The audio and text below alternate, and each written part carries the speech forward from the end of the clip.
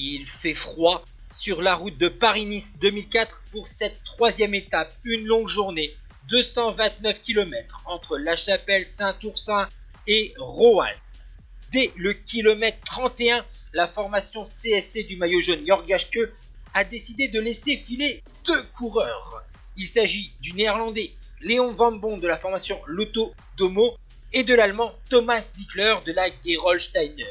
L'équipe du leader de la course a décidé de vraiment laisser filer ces deux hommes puisqu'ils ont eu jusqu'à 15 minutes d'avance après seulement 80 km de course. Vous voyez qu'il y a de la neige sur le bord de la route, les températures sont quasiment négatives, même négatives dans les ascensions, parce qu'il y a des petites côtes de 3e et 4e catégorie dans cette longue journée. Ensuite, l'écart est descendu à 8 minutes après 100 km de course grâce au travail des CSC que vous voyez là avec le maillot jaune allemand. Mais la formation danoise a décidé d'arrêter d'emmener le peloton puisque la victoire d'étape ne les intéresse pas. L'écart est remonté à 14 minutes au kilomètre 190. Mais par la suite, les formations FDJ.com, Crédit Agricole et Liberty Seguros pour Alan Davis ont décidé d'emmener le peloton pour réduire l'écart. L'écart est descendu à 7,30 au kilomètre 187. Ensuite, c'est descendu à 6,25, 5,10 et on est approché les 2 minutes à 25 km de l'arrivée. On va se concentrer sur les deux hommes de tête. On va parler de leur pédigré. Enfin, il y a un gros pédigré avec Léon Van Bon, le néerlandais, 32 ans, champion des Pays-Bas 2000, vainqueur de la Classique de Hambourg 98, troisième des championnats du monde 97, lauréat d'une étape de la Vuelta et de 2 étapes du Tour de France.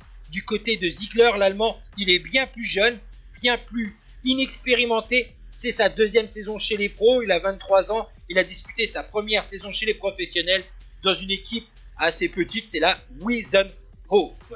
Ces deux coureurs partis au kilomètre 231 commencent à avoir les jambes lourdes, mais derrière, on commence un petit peu à se regarder entre la formation David Amon Quick-Step de Tom Bonnen, le sprinter belge, et les autres équipes de sprinters. Ça permet à l'écart de se neutraliser autour de la minute, puisque à 7 km de l'arrivée, l'écart est encore de 1 minute et de 50 secondes à 2 km du terme. Ça sent bon pour ces deux coureurs, mais on sait que Léon Van Bon a une excellente pointe de vitesse. Ziegler, lui, eh bien peut-être est un peu plus satisfait aussi d'être dans l'échappée victorieuse pour seulement sa deuxième année chez les pros. Maintenant, c'est la flamme rouge et on va foncer dans la dernière et longue ligne droite au sein de la ville de Roanne. Une longue journée. Léon Van Bon lance son sprint à 200 mètres de la ligne et l'Allemand, surprenant, s'accroche. Le Néerlandais pense avoir gagné, il se retourne, il voit que l'Allemand a encore de l'énergie, mais finalement Van Bon s'impose devant